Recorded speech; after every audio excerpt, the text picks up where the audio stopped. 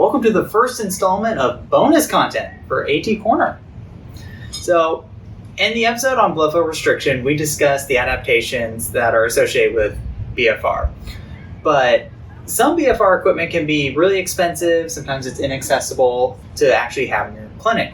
So there's some evidence out there that has looked at what's called practical blood flow restriction, and that is using a elastic wrap, kind of like the floss bands, to induce the restricted blood flow. So we're going to show you some different kind of ways that you can apply this to help give you an idea of how to use an elastic wrap to induce blood flow restriction. So when you're applying the elastic wrap for blood flow restriction, it's important to note that the patient wants to perceive 7 out of 10 tightness. So if 10 is complete restriction, like basically tourniqueting the thing, they're going to try and go out of 7 out of 10. So we'll go with arm first. So go ahead and roll up your sleeve. So like traditional blood flow restriction, right, we try and get a little more proximal to the major joints. Gun show here. All right. So if this is 10, tell me where 7 is at.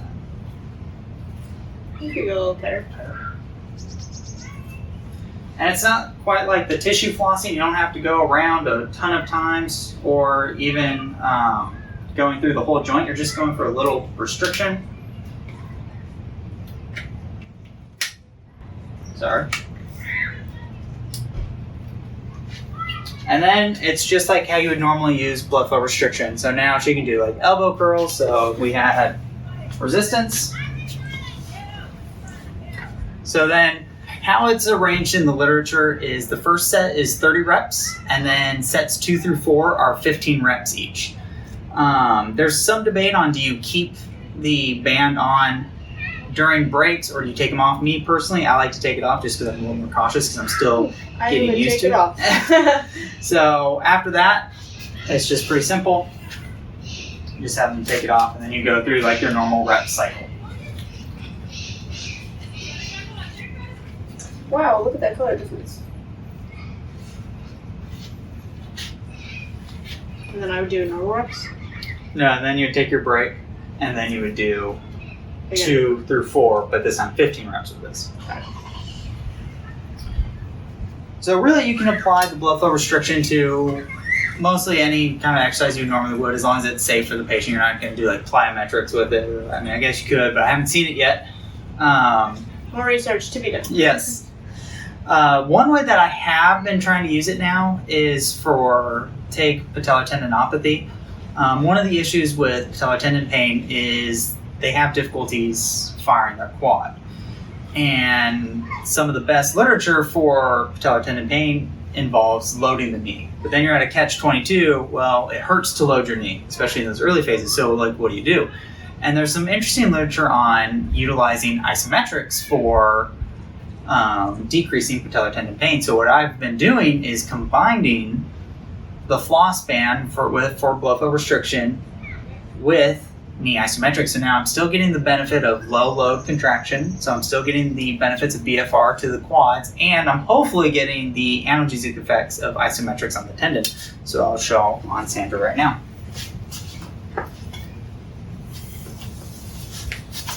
So same thing as last time, we're going to go 7 out of 10.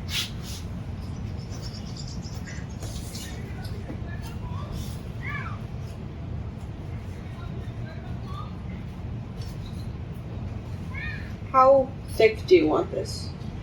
I would say about there. I wouldn't do the whole thing because now you're kind of just getting more into Flossing? more of the flossing aspect of it.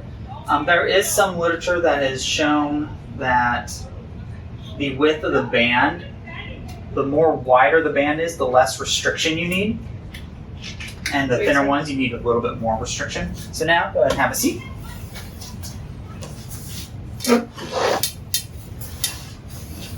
And for the isometric portion of it, from the literature that has been examined, they usually have about slight, kind of in between, it's around 60 degrees, so maybe right around there of knee extension. And then it's just a light contraction, just meet my resistance for about 6 seconds, and then you relax. And then go ahead again, a little less. Good, relax. And go ahead. and relax. And then you can kind of, how the literature was for the patellar tendinopathy one, and they did about the traditional 3 sets of 10. But you can, if you're going for the muscular effects, you can still do your normal reps that you would for the blood flow restriction, with the first set being 30, and then the 2 through 4 at 15 reps. Go ahead and get that off.